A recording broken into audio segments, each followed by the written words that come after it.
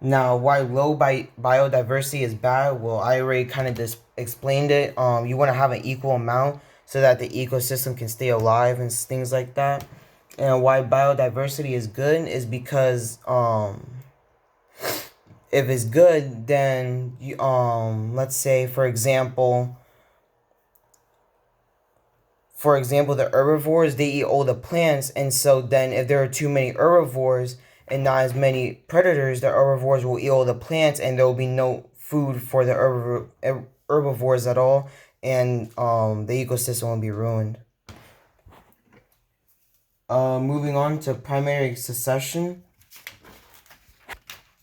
Primary succession is when land is formed or bare rock and then is like colonized by plants such as like lichen and moss and then forms up into a forest. And so my example for this will be, so like this is the lichen and the moss. I'm using cards here, that's for my demonstration. So this is the lichen and the moss, and so then they start up, and then once that happens, they start creating grass, and so then animals will start coming in, such as like rabbits and deers. Then you'll start getting predators, and then sooner or later you'll start having like big trees and stuff like that. And then you'll eventually have a forest with the ecosystem where you have like the lichen and moss.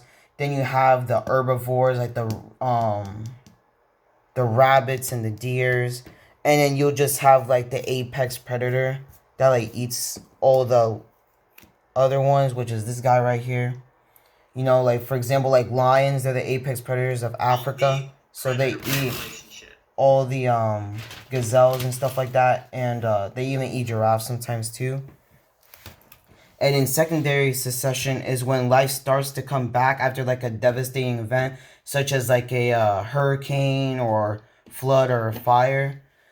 So then like it already had soil already before, so then you already have like the ground basis, such as like the lichen, the moss, so you basically already have grass.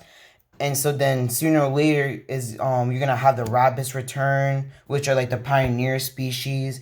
You're gonna have eventually the predators return to it too, and then eventually you're gonna have your trees that will start forming. You'll recreate your ecosystem again. And then right here is the predator prey relationship. So right here, I did the predator as like the normal line, the prey as the dotted line.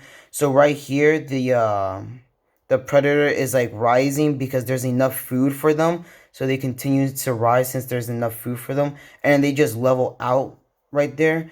And then as their prey continue to decrease because there's too many predators, they continue to decrease too. But and then resulting of that, the prey start to increase, and so then the predators start to increase again too, since there's more food.